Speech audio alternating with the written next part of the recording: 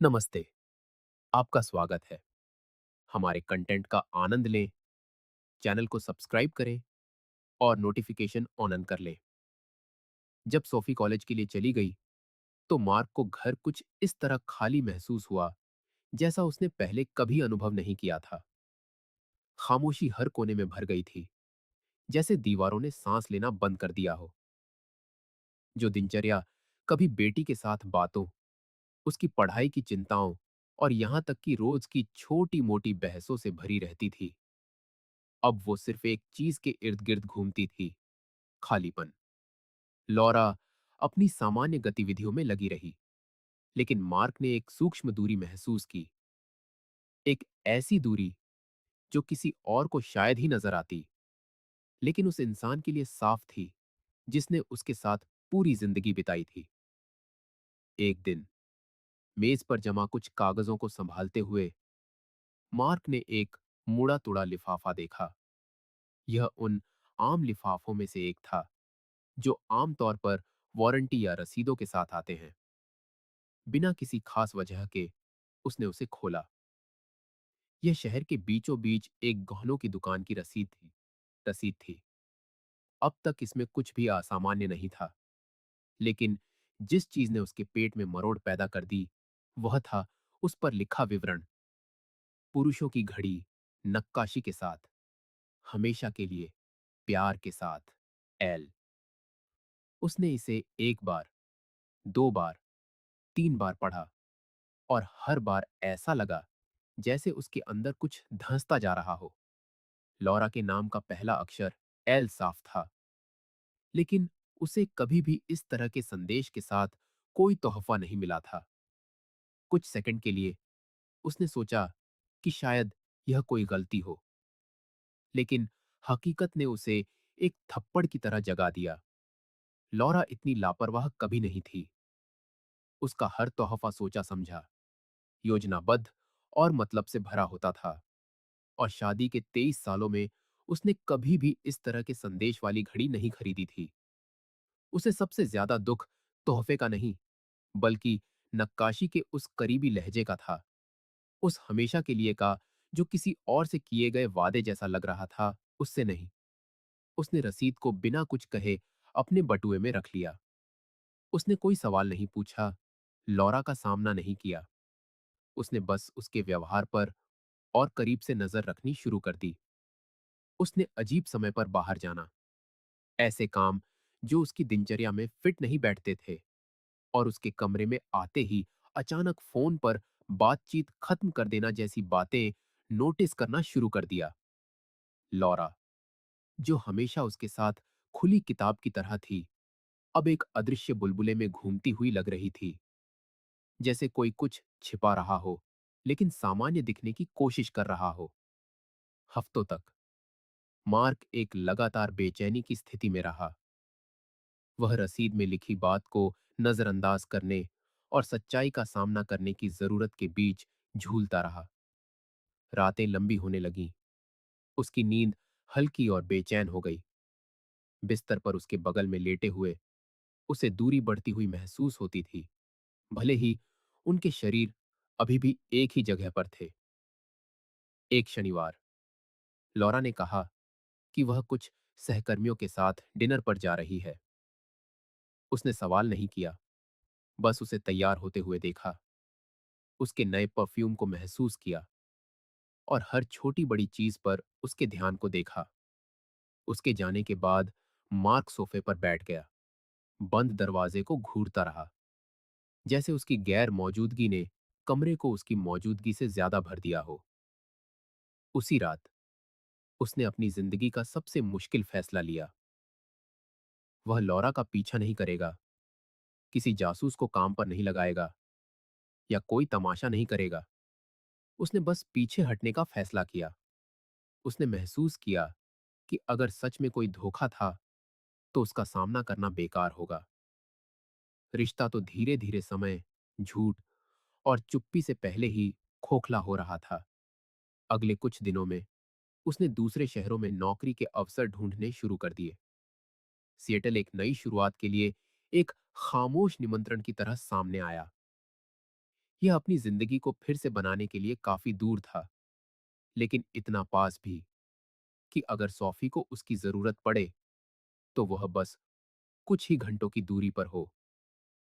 उसने लॉरा से एक नई नौकरी स्वीकार करने के अपने फैसले के बारे में बात की, यह कहते हुए कि उसे एक पेशेवर बदलाव की जरूरत है और वह शहर बेहतर अवसर दे रहा है। उसने ठंडेपन से स्वीकार कर लिया, जैसे कि इस अलगाव से उसे राहत मिली हो। न कोई आंसू थे, न रुकने की कोई गुहार, न ही कोई मोल भाव की कोशिश। तलाक भी उसी ठंडेपन के साथ आगे बढ़ा। मार्क ने उचित शर्तें पेश की। जो कुछ भी उन्होंने मिलकर बनाया था उसे बांटने पर जोर दिया, भले ही वह जानता था कि अब उसका एक हिस्सा कड़वा स्वाद लेकर आएगा। लॉरा ने बिना किसी विरोध के कागजों पर हस्ताक्षर कर दिए। हालांकि कभी कभी वह हिचकिचाहट के संकेत देती थी, जैसे कि वह इस अंत से बचना चाहती हो, लेकिन उसके लिए लड़ने की ताकत उसमें नहीं थी। जब वह उस घर से निकला जहां उसने सालों बिताए थे, तो मार्क ने सिर्फ एक बार पीछे मुड़कर देखा। लॉरा को देखने के लिए नहीं, जो वहां थी भी नहीं, बल्कि उस जगह को अपनी याद में बसाने के लिए, जो अपनी सभी अच्छी और बुरी यादों के साथ अब उसकी पहचान का हिस्सा नहीं थी।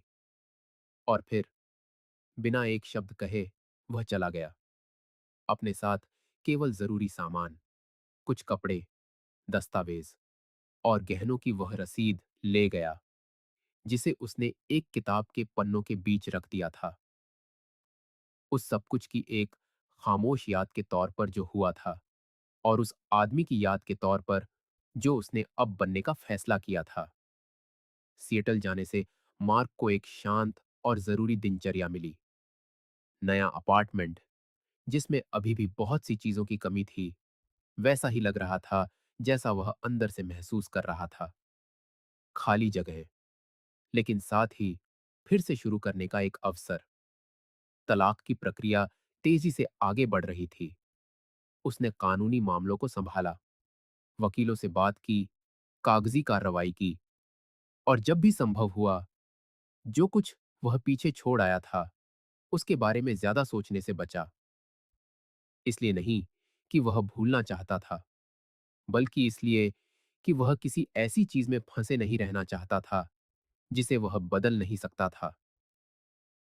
कुछ दिनों बाद उसे वकील के दफ्तर से फोन आया कि लॉरा ने पुराने घर से अपना सामान पहले ही हटा लिया है। केवल कुछ बक्से बचे थे जिनमें मिसेलेनियस सामान था, ऐसी चीजें जिनकी उसने परवाह नहीं की थी और गैरेज के स्टोर में छोड़ दी थीं। उसने उन्हें अपने नए पते पर भेजने के लिए कहा। ट्रक एक आम सुबह बिना किसी खास सूचना के आ गया, जिसमें बक्से जल्दबाजी में रखे हुए थे। मार्क ने डिलीवरी पर हस्ताक्षर किए और बाकी का दिन मिले हुए सामान को व्यवस्थित करने में बिताया। वे साधारण चीजें थीं, पुरानी किताबें, कुछ कपड़े जो वह भूल गई थी, और बेतरतीब चीजों के साथ मिले जुले दस्तावेज। जब उसने आखिरी बक्सा खोला तो उसने महसूस किया कि उसका दिल एक अजीब तरह से धड़क रहा है। वहां सबसे नीचे एक छोटा काले मखमल का डिब्बा था, सादा, सुंदर। जब उसने उसे उठाया तो उसे एहसास हुआ कि यह उसका या लॉरा का कोई ऐसा सामान नहीं था जिसे वह याद कर सकता था। उसने इसे धीरे धीरे खोला, जैसे उसे डर हो कि अंदर क्या मिलेगा। और वहां थी वह घड़ी, वही घड़ी जिसका जिक्र उसने महीनों पहले रसीद पर देखा था। उस पल समय जैसे थम सा गया। मार्क ने घड़ी को दोनों हाथों में पकड़ा, उसके वजह को महसूस किया, जो सिर्फ भौतिक नहीं बल्कि प्रतीकात्मक था। उसने उसे पलटा और वहां पूरी तरह से खुदा हुआ था वह वाक्य, वाक्य जिसने उसकी आत्मा को चीर दिया था। हमेशा के लिए, प्यार के साथ, एल। वही हस्ताक्षर, वही संदेश जो उसे कभी नहीं मिला था। बस अब वह चीज वहां थी, साकार, उसकी हथेली में जकड़ी हुई। घड़ी के बगल में और भी चीजें थीं। CS, अक्षरों वाला एक चाबी का छल्ला, पुरुषों का एक चश्मा और लॉरा की एक मुड़ी तुड़ी तस्वीर जिसमें वह मुस्कुरा रही थी और एक ऐसे आदमी को गले लगा रही थी जिससे मार्क कभी व्यक्तिगत रूप से नहीं मिला था। लेकिन उसे कोई शक नहीं था कि वह कौन था। चार्ल्स। उसका चेहरा, जो गले मिलने से आधा छिपा हुआ था, एक ऐसी करीबी को जाहिर कर रहा था जिसे किसी स्पष्टीकरण की जरूरत नहीं थी। मार्क स्थिर खड़ा रहा, उन सब चीजों को देखता रहा और फिर कुछ सेकंड के लिए अपनी आंखें बंद कर ली। उसे गुस्सा नहीं आया, न ही घड़ी को तोड़ने या तस्वीर को फाड़ने की इच्छा हुई। बस एक गहरी थकावट महसूस हुई, एक ऐसी थकान जो सिर्फ उस पल की नहीं, बल्कि उन सभी महीनों की लग रही थी जो उसने खामोशी में जिए थे। एक ऐसे संदेह का बोझ उठाए हुए जिसकी अब हर संभव पुष्टि हो चुकी थी। बिना ज्यादा सोचे उसने घड़ी को अपनी जेब में डाल लिया, मखमल का डिब्बा कूड़ेदान में फेंक दिया और तस्वीर और चार्ल्स के बाकी सामान को एक बैग में रख दिया जिसे उसने अपार्टमेंट के एक कोने में छोड़ दिया।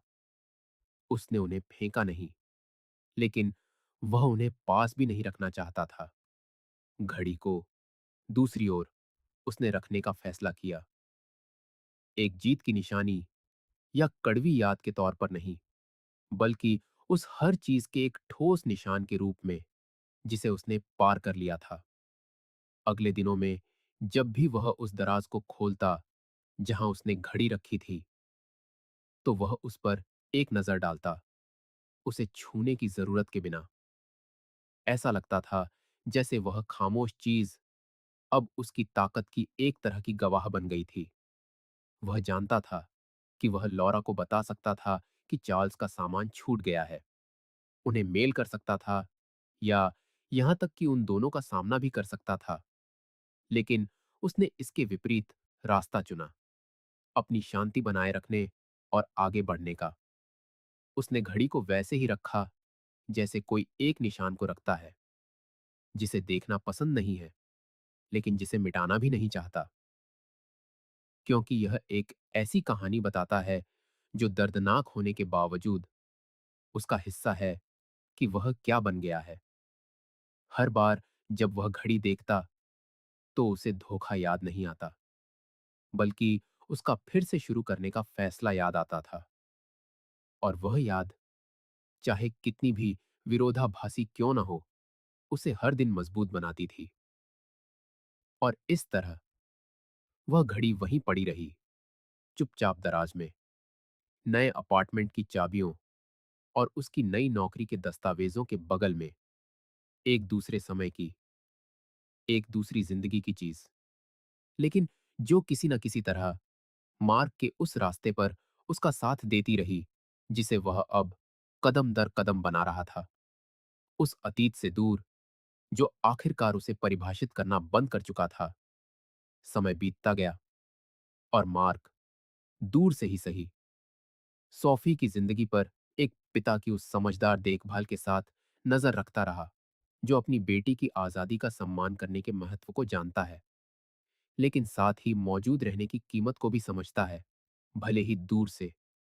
उनकी फोन पर बातें अक्सर होती थीं, जो उसकी पढ़ाई, भविष्य की योजनाओं और उसकी खुशी के लिए उस सगाई के बारे में होती थीं जिसकी उसने अभी-अभी आधिकारिक घोषणा की थी। यह खबर एक उत्साह और एक हल्केपन के साथ आई जिसे उसने लंबे समय से उसकी आवाज में नहीं सुना था। सोफी बहुत खुश थी, ड्रेस, तैयारियों और अपनी पसंद की चीजों के बारे में बात कर रही थी।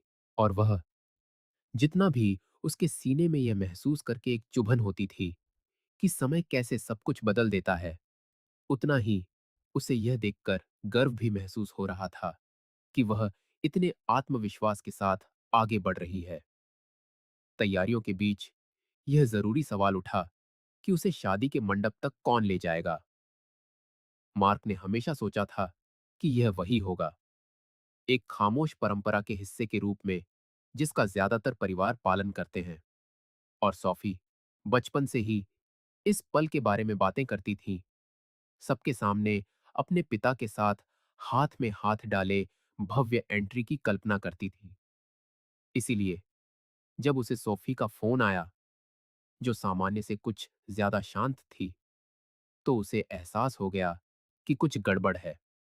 उसने यह कहते हुए शुरुआत की कि लॉरा को लेकर एक नाजुक स्थिति है।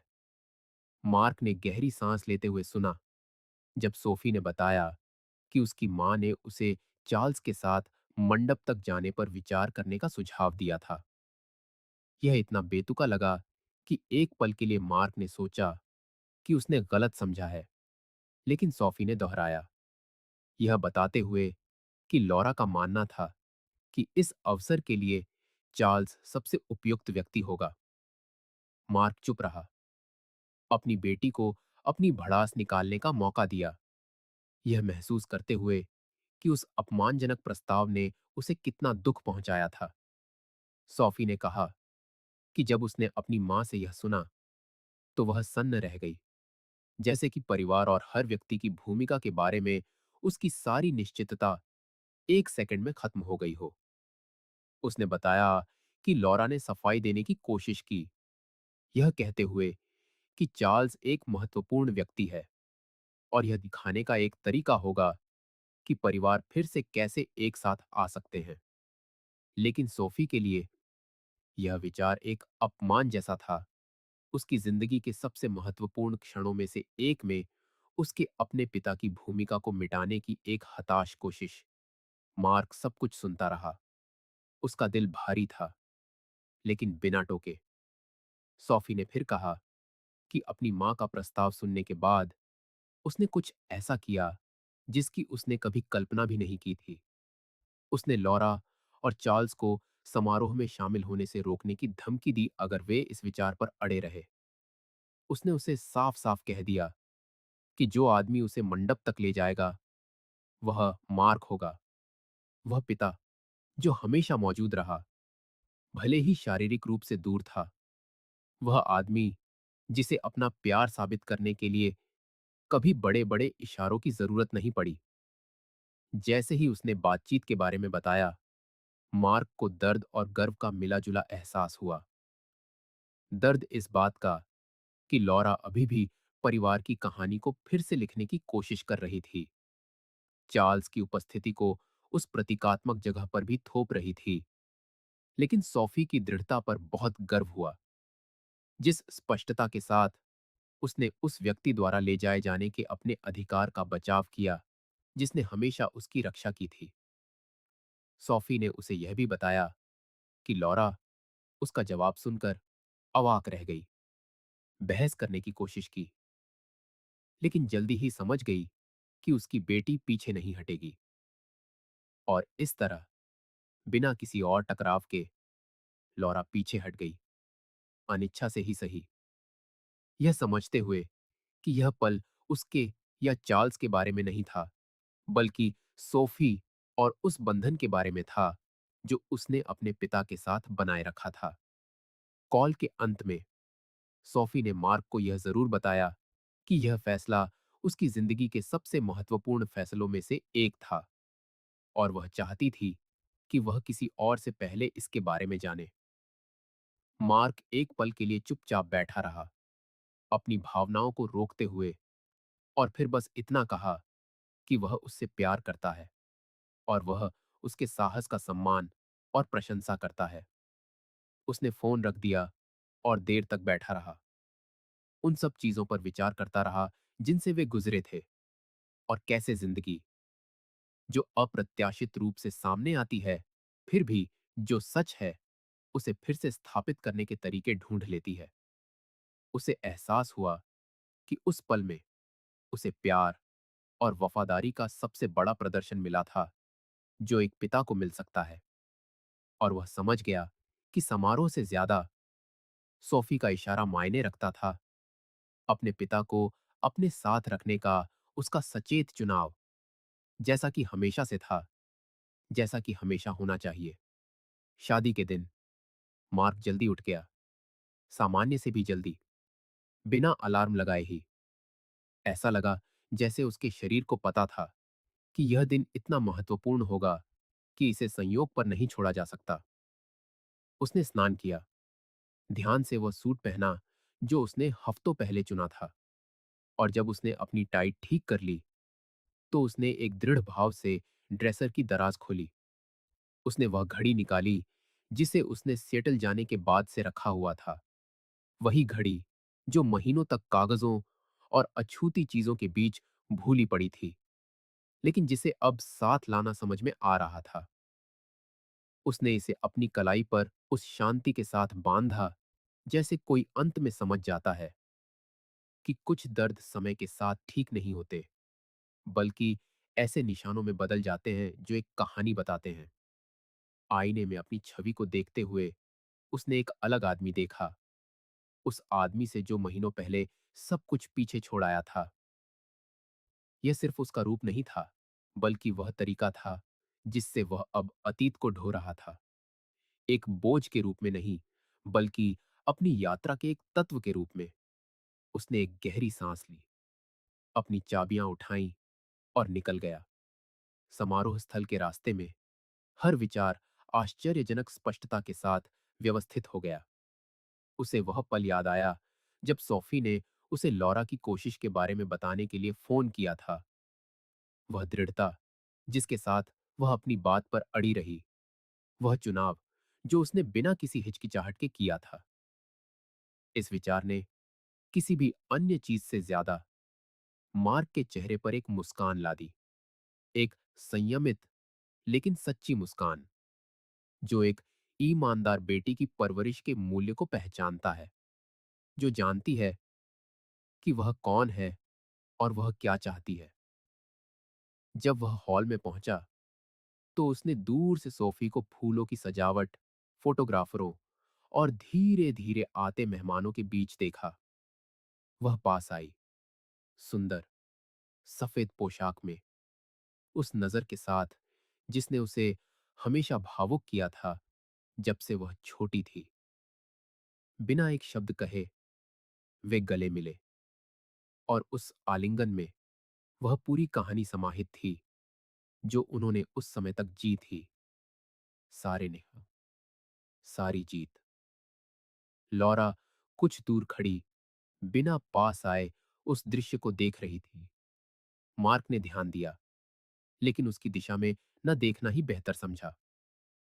वह जानता था कि लॉरा किसी न किसी तरह से दिखावा बनाए रखने की कोशिश करेगी, मेहमानों के लिए मुस्कुराएगी, जो भी पास आएगा उसका अभिवादन करेगी। लेकिन वह यह भी जानता था कि अंदर ही अंदर वह उस कहानी पर से नियंत्रण खोने की निराशा लिए हुए थी। सोफी की जिंदगी में उसकी भूमिका को बदलने की अपनी कोशिश में असफल होने की निराशा। जब समारोह में प्रवेश करने का समय आया, तो मार्क ने अपनी बेटी को अपना हाथ दिया। उसने एक भावुक मुस्कान के साथ स्वीकार किया, और साथ में वे बीच के गलियारे पर चलने लगे। उसने अपनी नजरें दृढ़ता से आगे रखीं, लेकिन धीरे से अपनी कलाई उठाकर घड़ी को ठीक किया। एक खामोश इशारा जो मेहमानों के लिए लगभग अदृश्य था, लेकिन अपने लिए अर्थ से भरा हुआ था। यह वही चीज थी जो उस धोखे का प्रतीक थी जिसे लॉरा ने छिपाने की कोशिश की थी। लेकिन अब यह जीत के एक निशान के रूप में सबके सामने थी। उस पर नहीं, बल्कि उस अतीत पर जिसने उसे घायल किया था, और जिसमें आज उसे गिराने की ताकत नहीं थी। सोफी के साथ हर कदम ऐसा लग रहा था जैसे समय ने उसके गले में जो गांठें बांध दी थीं, वे एक एक करके खुल रही थीं। महीनों से जो बोझ उसने उठाया था, उसकी जगह एक ऐसे हल्केपन ने ले ली थी जिसे बयां करना मुश्किल था। जैसे उस चहलकदमी के दौरान उसने उस चुनाव को फिर से पक्का कर लिया हो जो उसने जाने का फैसला करते समय किया था। शांति, सम्मान और पुनर्निर्माण का चुनाव। जब वे वेदी पर पहुंचे, तो सोफी ने उसका हाथ छोड़ दिया और अपने दूल्हे की ओर मुड़ गई। मार्क पीछे हट गया और मेहमानों के बीच बैठ गया, राहत की सांस लेते हुए, लेकिन साथ ही बहुत गर्व के साथ। उसने एक बार भी लौरा की दिशा में नहीं देखा, इसीलिए नहीं कि वह उसे नजरअंदाज करना चाहता था, बल्कि इसलिए कि उसने उससे आने वाली किसी भी चीज को मान्य करने की जरूरत को पार कर लिया था। समारोह के बाद जब सब लोग तस्वीरों, शुभकामनाओं और पार्टी के लिए इकट्ठा हुए, तो मार्क थोड़ा अलग रहा। सोफी और उसके पति को कुछ रिश्तेदारों और दोस्तों के साथ बात करते हुए देखता रहा। सुंदर समारोह और उसके द्वारा पाली गई अद्भुत बेटी के लिए विनम्र तारीफें सुनता रहा। एक पल बगीचे की ओर चलते हुए उसने लौरा को पास आते देखा।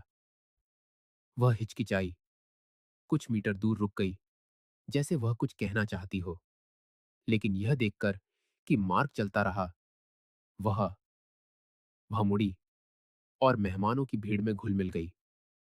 मार्क बिना पीछे देखे चलता रहा, उन स्पष्टीकरणों या सफाइयों को सुनने की जरूरत के बिना जिनका अब कोई मतलब नहीं रह गया था। जब मार्क मिठाई की मेज के पास कुछ मेहमानों से बात कर रहा था, तो उसने अपनी जैकेट की आस्तीन को थोड़ा ठीक किया और अनजाने में घड़ी को दिखने दिया। लौरा कुछ दूरी से उस दृश्य को देखते हुए कुछ सेकंड के लिए उस चीज पर अपनी नजरें टिकाए रही। उसने तुरंत धातु की चमक, अनोखे डिजाइन को पहचान लिया, और सबसे बढ़कर वह जानती थी कि वहां क्या खुदा हुआ है। भले ही वह जहां खड़ी थी वहां से उस लिखावट को नहीं देख सकती थी।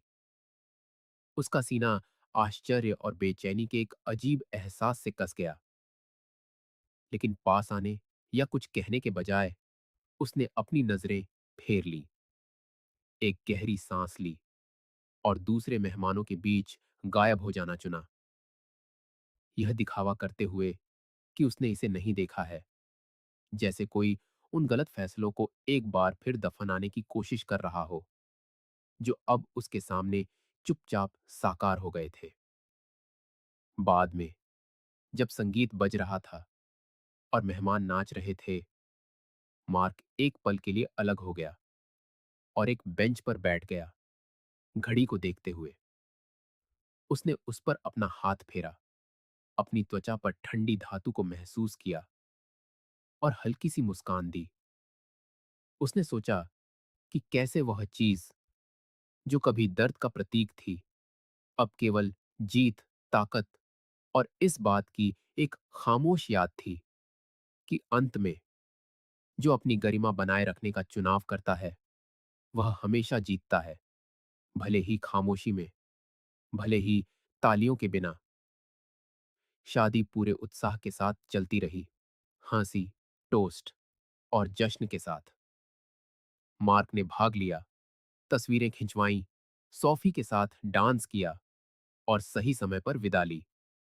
उसे कसकर गले लगाया और जोड़े के लिए ईमानदारी से खुशी की कामना की।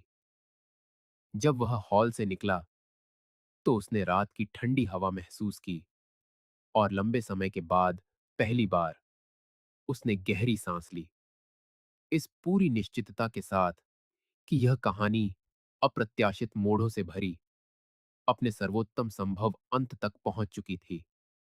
उसके साथ जो अब पूरा था, सोफी के साथ जो उसके साथ थी, और जिंदगी के साथ जो आगे बढ़ रही थी, बाधाओं और किसी भी ऐसे बोझ से मुक्त जो उसे खुश होने से रोक सकता था।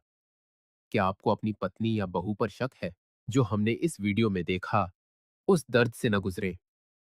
कमेंट्स में दिए गए लिंक को देखें और हमारी ई बुक पाएं, जिसमें बहुमूल्य सुझाव और जासूसों द्वारा प्रमाणित साइट्स हैं जो आपके शक को दूर करने में मदद करेंगी। वीडियो देखने के लिए धन्यवाद। अगर आपको यह पसंद आया तो चैनल को सब्सक्राइब करना और नोटिफिकेशन ऑन करना न भूलें, ताकि आप कोई भी अपडेट मिस न करें। अगली बार मिलते हैं।